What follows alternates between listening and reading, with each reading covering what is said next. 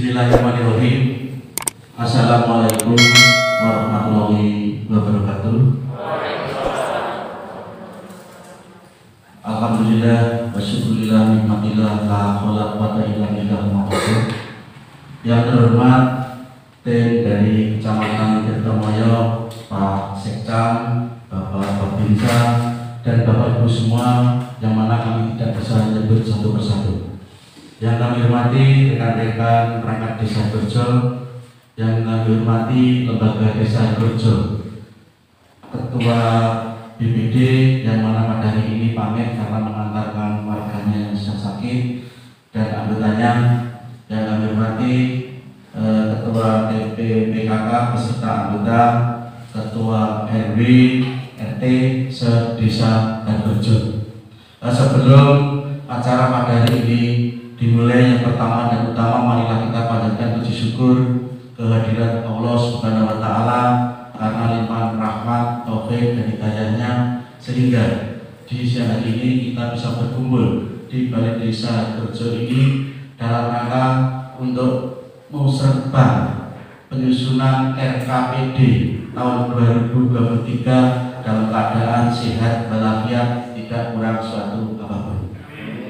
Bapak Ibu yang kami hormati, yang pertama kami mengucapkan selamat datang, selamat siang, dan juga kami mengucapkan banyak terima kasih atas kehadirannya. Tentunya kami dalam menerima kehadiran Bapak Ibu semua di siang hari ini banyak kekurangan kami atas nama pribadi, atas nama desa, kami mohon maaf yang sebesar-besarnya.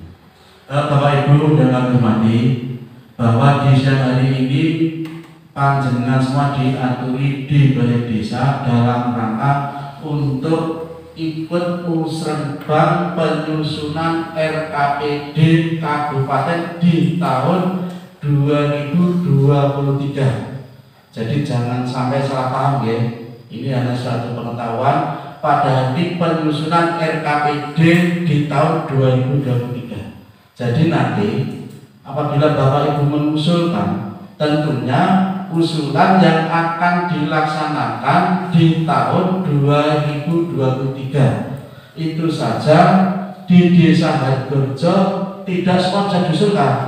Karena apa? Usulan di siang hari ini tentunya yang tidak mampu dibiayai dari dana APBDes. Jadi monggo nanti mengusulkan suatu contoh yang bisa kita usulkan. Kalau untuk jalan di Desa Gorjo hanya mempunyai jalan DPU atau kabupaten itu dari Puter sampai dengan Pucang, untuk Pagutan dan juga sampai dengan Pucang. Jadi Pagutan sampai dengan Pucang, Puter sampai dengan Pucang untuk jalan yang berstatus jalan kabupaten. Dan pada hari ini perlu kami sampaikan kepada Bapak Ibu semua bahwa di samping kanan kiri jembatan Puter itu adalah jalan kabupaten. Kami tidak kurang-kurang untuk mengusulkan. Tapi mohon maaf karena desa tugasnya hanya mengusulkan, yang mengeksekusi itu ada beliau Bapak Bupati. Kami juga berusaha semaksimal mungkin, mudah-mudahan di tahun 2022 ini bisa realisasi dan dilaksanakan. Nah, kami nyuntuh kepada OPD yang terkait dalam hal ini, khususnya Kecamatan Pak Catur, agar itu nanti dimasukkan dalam skala prioritas khusus jalan Puter Pucang. Dengan pirsa piyambak, lokasi samping jembatan itu sangat-sangat parah. Bahkan kalau orang lewat di situ, ngendikanipun ngelawau lewat jalan terabasan. Padahal itu jalan yang utama. Kalau mau menuju ke Tirtomoyo, masyarakat desa Gorjo, desa Sigorjo semua lewat jembatan Puter. Bukan lewat Sukarjo, tapi lewatnya jembatan Puter. Oleh sebab itu sekali lagi nyuwun tulung dari pihak kecamatan nanti dimasukkan skala prioritas. Kami tidak kurang-kurang dalam mengusulkan lewat pejabat-pejabat dewan. Kami sudah merapat ke pejabat dewan, bahkan ke beliau Bapak Bupati Nah, mohon doa restunya saja, mudah-mudahan di tahun 2022 ini bisa dilaksanakan. Tapi ini hanya permintaan, yang berhak mengadakan adalah Bapak Bupati Wonogiri. Bahkan kalau jalan kabupaten, ini hanya suatu pengetahuan saja, perawatan pun harus minta izin kepada beliau Bapak Bupati. Perawatan, jadi ini Pak Ngapunten, seandainya mau merawat yang bukan status jalan desa, itu harus minta izin ke beliau Bapak Bupati. Tapi kalau mohon maaf, kalau jalan desa kemungkinan besar panjang izin ke Pak Kadus, langsung ke saya sendiri, tidak terjadi permasalahan. Jadi monggo saran-saran diperjuangkan untuk yang pertama dan utama adalah jalan Pak Satu. Selanjutnya mungkin ada lagi yang bisa diusulkan, tentunya di samping jalan kabupaten, satu contoh irigasi itu bisa, talut juga bisa. Karena apa? Di sepanjang pabutan sebelah kanan itu juga membutuhkan talut. Monggo nanti diusulkan. Terus mungkin di lingkungan panjenengan yang kiranya membutuhkan anggaran besar dari anggaran APBD tidak mencukupi, bisa kita usulkan dalam arti nanti bronjong atau mungkin talut. Satu contoh di depan rumah saya, karena ada keterlambatan mungkin keteledoran saya, seharusnya itu semenjak saya menjadi kepala desa saya usulkan lewat PU, tapi karena mungkin kekilapan saya tidak saya usulkan, hanya kami anggarkan lewat APBD. Suatu contoh di sebelah Kubrek, hanya saya titipkan ke Mas Dwi BPPD, alhamdulillah bisa dianggarkan dari BNPB, dari pusat. Itu suatu contoh. Nah monggo nanti di lingkungan Bapak Ibu semua yang kiranya tidak mampu dianggarkan dari desa lewat APBD, itu mohon diusulkan di siang hari ini. Bapak Ibu yang kami hormati, terlepas dari kegiatan hari ini, agenda hari ini, mohon maaf Pak Camat, Pak Babinsa dan semua saja, kami ingin sedikit menyampaikan yang kaitannya proses APBD. Kalau ini tadi proses APBD, nah ini kami sampaikan proses APBD. Karena apa? APBD di Desa Gorjo sudah ditetapkan per tanggal 14. Jadi per tanggal 13, mohon maaf, tanggal 13 Januari sudah ditetapkan. Proses semua sudah dilalui. Seperti hari ini proses anggaran APBD, dan kemarin kita sudah melalui proses bahkan dari Musdus, Musrenbang, RKP, dan di tanggal 13 adalah penetapan APBD. Namun proses semua sudah dilaksanakan, keluar Perpres nomor 104 dan PMK nomor 190 garis miring PMK 07 tahun 2021.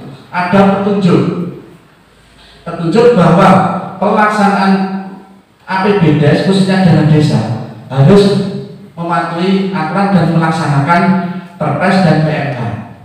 Yang pertama, harus dianggarkan DLTGD 40%. Yang kedua, harus dianggarkan ketahanan pangan 20%.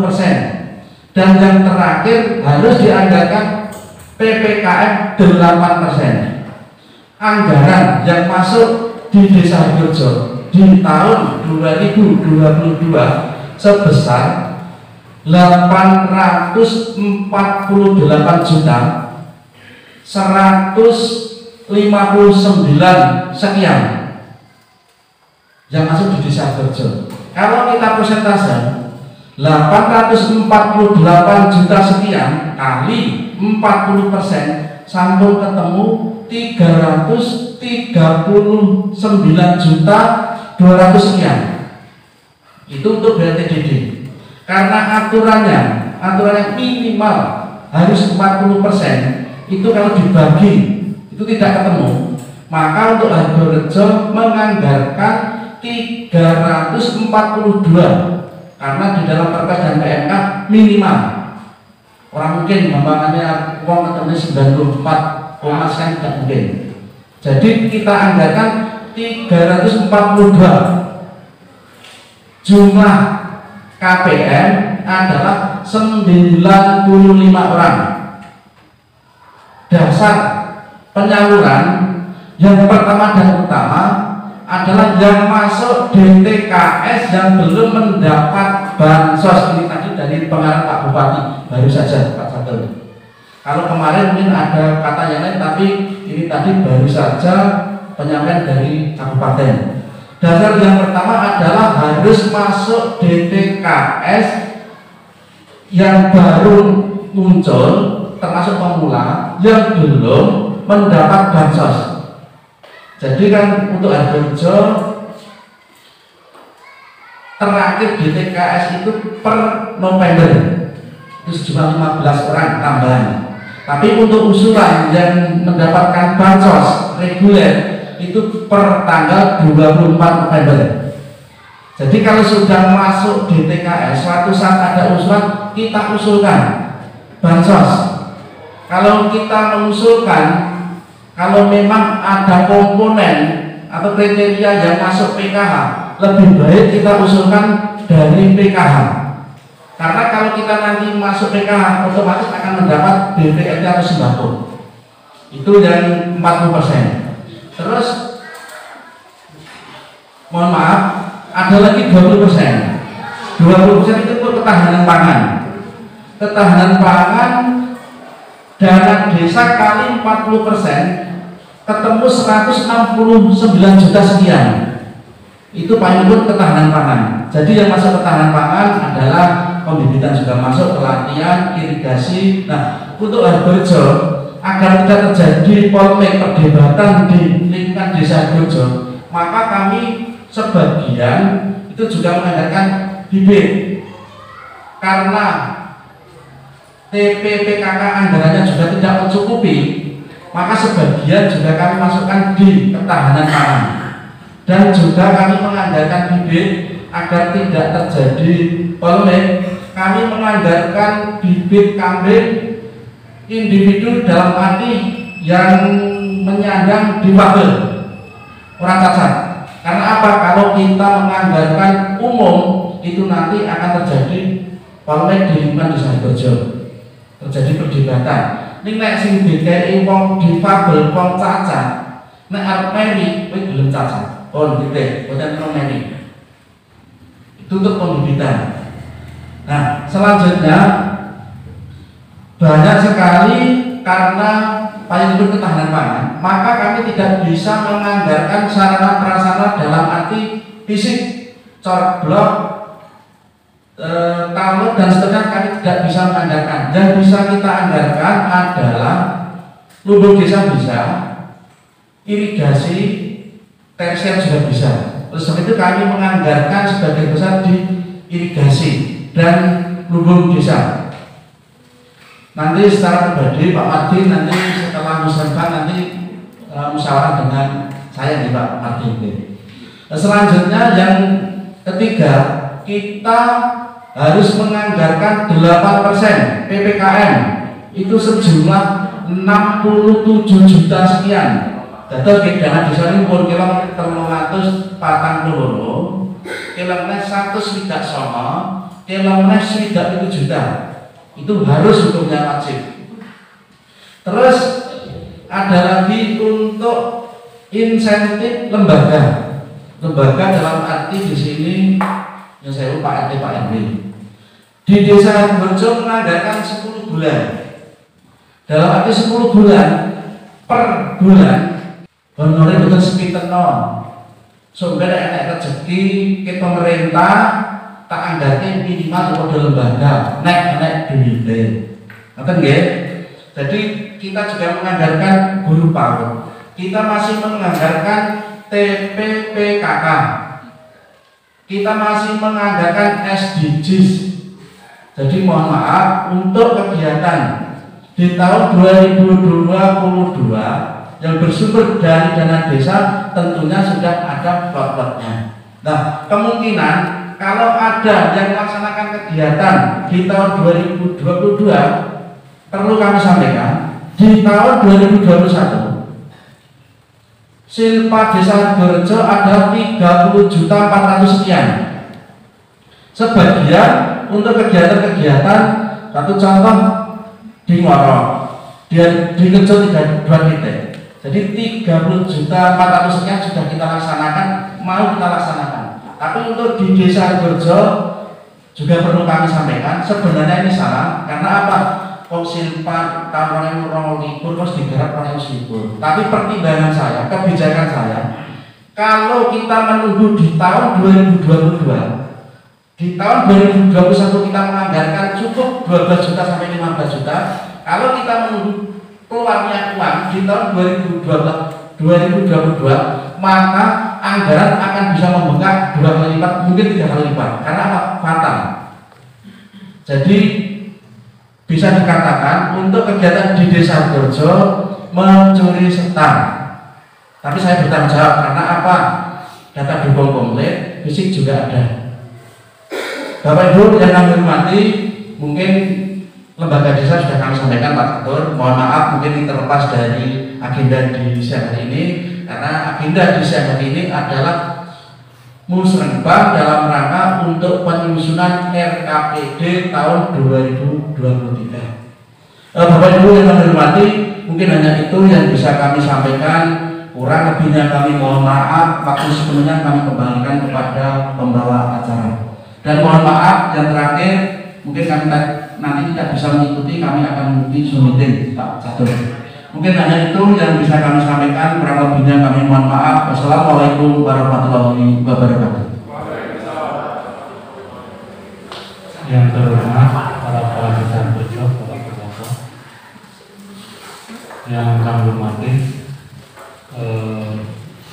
semua perangkat desa Hardorejo, Tarik, Pak Kasih, Pak Kaur, Bu Kaur, kemudian yang kami hormati pula Ketua RT, Ketua RW, tokoh masyarakat, tokoh agama, tokoh pemuda, Karang Taruna, dan penggerak PKK Desa Hardorejo, dan yang kami hormati tim pemantau musrenbang Kecamatan Hardorejo, rekan-rekan kami dari TKSK, kemudian Pak Rauf dari Advokasi Kesra, mantan Kupolo Hardorejo, BJD, kemudian dari pertanian.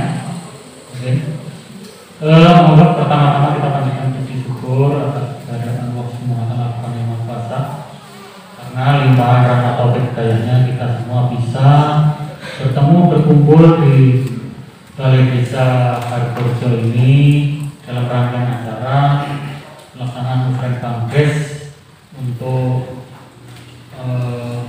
penyusunan RKPD tahun 2023 di Desa Hardorejo ini, dan akan satu lagi tidak kurang suara satu.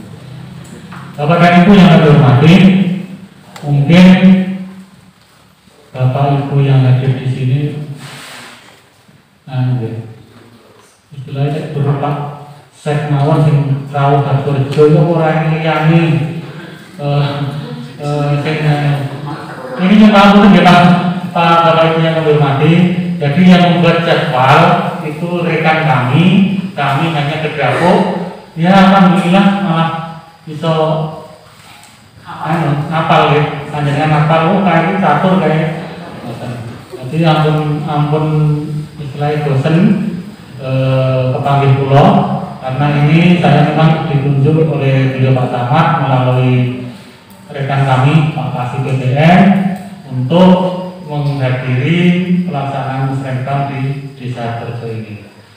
Kemudian Bapak Ibu yang kami hormati, sebelumnya nanti Bu dari TKSK, setelah saya memberikan sedikit sambutan, Bunda Dari akan membacakan sambutan beliau Bapak Bupati, karena ini hukumnya wajib ya, sambutan dari beliau Bapak Bupati terkait dengan pelaksanaan musrenbang tahun 2022 dalam rangka penyusunan RKPD tahun 2023. Tadi Pak Wolo dengan tanpa teks tanpa di luar saya angkat topi pakai Pak Polo. Angka-angka yang kecil-kecil sudah bisa terbaca semua. Jadi ini kita calon anggota dewan ini kan, hafal semua. Angka kecil saja sudah bisa dibaca tanpa membuka kitab yang ada di sini. Jadi saya tahu sekali pada Pak Polo. Jadi itu Bapak Ibu yang ada di sini. Panjenengan sudah besok bahwa untuk kegiatan tahun 2022 di Desa Harkorejo tadi sudah disampaikan oleh Pak Polo untuk dianggarkan yang sesuai dengan peraturan Presiden nomor 104 tahun 2021 itu untuk 40% digunakan untuk BPBD, kemudian 20% untuk ketahanan pangan dan hewani, kemudian yang 8% untuk PPKM Mikro. Tadi sudah disampaikan oleh Pak Polo. Nah, inti dari Musrenbang pada pagi hari ini kita akan mengusulkan di luar dari ketetapan APBDes di ADD dan di dana desa. Jadi ini kewenangannya yang menangani dari kabupaten atau provinsi atau dari pusat. Jadi panjenengan nanti melaksanakan musrenbang ini, panjenengan nanti menentukan skala prioritas yang paling urgent deh panjenengan di desa panjenengan. Contohnya nih di jembatan putar ya, ruas jalan nanti itu panjenengan paling atas sendiri panjenengan usulkan di paling skala prioritas. Itu memang kewenangan dari kabupaten nanti. Itu jalan DPU. Nanti Pak Polo bisa komunikasi berusulnya tanpa komunikasi dengan poro ya, di depan Pulau Kinten bersih sisa-sisa ini kalah harus ini merapat itu sudah rumus ya Bapak Ibu ya, rumus. Jadi nanti biar Pak Polo yang win-win solution istilahnya menyadari yang kawasan yang ada di atas Pak Polo. Kemudian yang berikutnya untuk pelaksanaan musrenbang ini merupakan satu bagian penting dalam proses perencanaan pembangunan. Perencanaan pembangunan itu berpedoman pada Undang-Undang Nomor 25 Tahun 2004 tentang Sistem Perencanaan Pembangunan Nasional dan Undang-Undang Nomor 23 Tahun 2014 tentang Pemerintahan Daerah. Seperti yang tertuang dalam visi beliau Bapak Bupati dalam akan mencalonkan Bupati periode kedua kemarin, beliau mempunyai visi itu istilah impian angan-angan bahwa Wonogiri itu untuk menuju Wonogiri yang maju, mandiri dan sejahtera. Jadi angan-angan Pak Bupati, impian Pak Bupati itu menjadikan Wonogiri maju, mandiri dan sejahtera. Kemudian itu dijabarkan lagi dengan semangat punya visi sarana bangun Wonogiri untuk mewujudkan visi misi tersebut.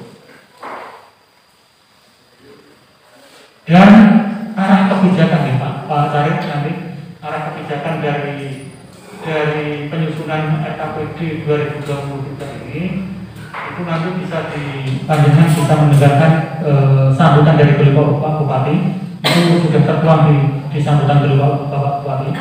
Jadi arah penyusunan RKPD tahun 2023 panjenengan jangan sampai istilahnya melenceng apa yang sudah ditetapkan oleh beliau Bapak Bupati. Nanti Bapak Ibu itu yang dapat kami sampaikan. Jadi fokusnya terletak di arah kebijakan sesuai dengan pidato sambutan dari Bapak Bupati nanti yang dibacakan oleh Bu Dari. Dan panjenengan nanti bisa mengusulkan skala prioritas seperti yang sudah disampaikan oleh Pak Polo, jalan putar ke utang ya, utang, kemudian ronjong kawat itu yang melintasi jalan ini, jalan depan balai desa ini, kantor desa ini bisa panjenengan usulkan nanti biar poro yang berhubungan masuk dengan poro-poro yang ada di atas. Itu saja yang dapat kami sampaikan. Nanti biar Bu Dari akan membacakan sambutan beliau Bapak Bupati, kemudian bisa ditambahi dari Pak Rahub, kemudian mungkin dikasih di sana ada, kemudian dari pertanian, dan nanti yang terakhir dari Bu Dari sendiri. Bisa nanti ada sesi tanya jawab ya. Panjenengan punya unek-unek kenapa tonggoku sing orang dulu kan orang itu kantor sing dulu malah itu kantor itu bisa disampaikan. Jadi nanti bisa disampaikan pada Bu Dari dan Pak Laut nanti bisa menyampaikan. Maka kalau itu yang kami hormati, kalau sepertinya kami serahkan pada Bu Dari untuk membacakan sambutan beliau Bapak Bupati Wonogiri terkait dengan pelaksanaan masyarakat. Matur nuwun. Wassalamualaikum warahmatullahi wabarakatuh.